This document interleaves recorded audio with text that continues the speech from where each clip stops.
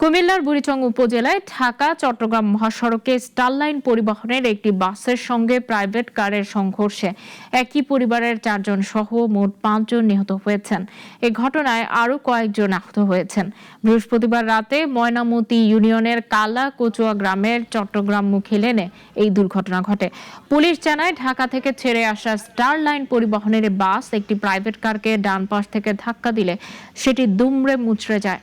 ঘটনাস্থলেই প্রাইভেট কারের চালক নিহত হন। গুরুতর আহত অবস্থায় অন্যদের উদ্ধার করে হাসপাতালে পাঠানো হলে সেখানে চিকিৎসাধীন অবস্থায় 4 জন মারা যান।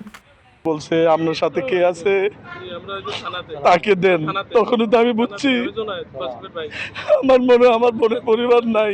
মেন রাস্তাতে আসার সাথে সাথে পিছন দিক থেকে এই আপনার স্টার লাইন নন এসি গাড়ি দ্রুতগতিতে বেপরোয়াভাবে এসে তাদেরকে একদম পিষে ফেলছে। ওইখানে তারা এক্সপার্টেড গেছিলা খাবার খাইতে, তারপরে কি করবো আমরা সরকারের কাছে, কি করবো ডিসিশন আল্লাহ আমার হাজবেন্ডের নিয়ে গেছে, আমি হাজবেন্ডেরই পাইলাম না, কি করবো আমাকে আল্লাহ যদি দেখে বা সরকারে যদি কিছু করে।